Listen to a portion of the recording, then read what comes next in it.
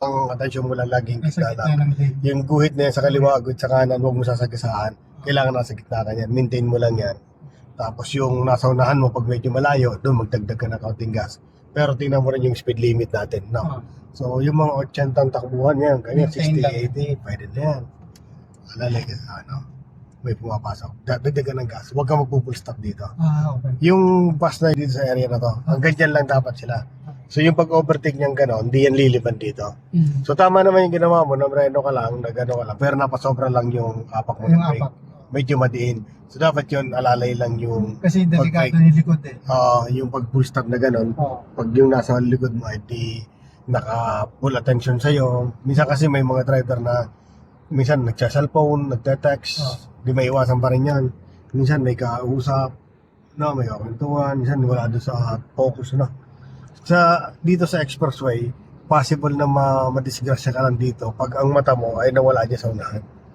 Okay? Pag ang attention mo ay wala sa unahan. Kaya para maging safe ka lagi, huwag mo nga alisin ang mata mo dito sa harapan. Mawala man dyan ang mata mo dito sa harapan, isang segundo lang, balik agad. No? Ganun din sa ano. So, kailangan nandun lagi yung attention mo. Ano po? Okay? Tapos, syempre, observe mo lagi yung speed limit. Kasi, pag yung nasa unahan mo bumibilis at lumalayo, tendency niyan, bibilis ka rin. Kasi naiinip ka. Kumbaga parang, ang lapad kasi ng kalsada eh. Malapad. Lalo pag nag-iisa ka na lang. So, parang pakiramdam mo, sobrang bagal. Oo. Parang pakiramdam mo. So, didiin ka ng gas. Kaya doon, didisiplinahin mo sarili mo. No? Maintain yung speed limit. Oo.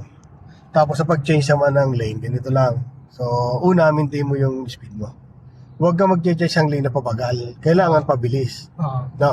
So, kagaya nito, dagdag ka ng gas. Sige, dagdag ng gas.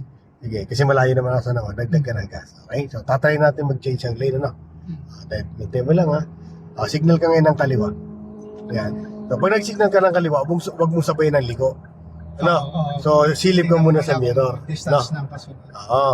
Yung pag kagaya niya, medyo malayo, dagdag ka ng gas, tapos kumabig ka ng konti lang papunta dyan.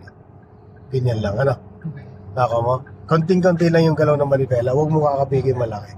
Ganyan lang galaw ng manibela natin, konti lang. So napansin ko medyo matigas yung hawak mo sa manibela, i-relax mo lang kamay mo. Kasi habang matigas yan, itong kamay mo, pag nanggigigil sa manibela yan, konting galaw lang ng ano, matigas din ng ano niya, saka di mo lalo makokontrol siya. Kaya i-relax mo lang, para ma-relax mo yan, itong daliri mo doon, ipatong mo ganyan lang. Ganyan lang ang posisyon, no? Okay, ganyan lang. Parang relax lang. Okay? So, dagdag ka ng gas. So, maintain lang muna dyan. Sige. Signal ka ngayon ng kaliwa. Kaliwa? Yes, signal kang kaliwa. Ngayon, silip muna sa kaliwa. Wala? Pasok ka ng konti. Ganun lang, ano? Ganyan, ano? Practice natin yan. Tanggal ang signal. Maintain mo muna yan. Okay? Ngayon, signal ka naman ng kanan. Tingin ka dito sa mirror. Mayroon. Huwag ka munang papasok. Diyan ka lang muna.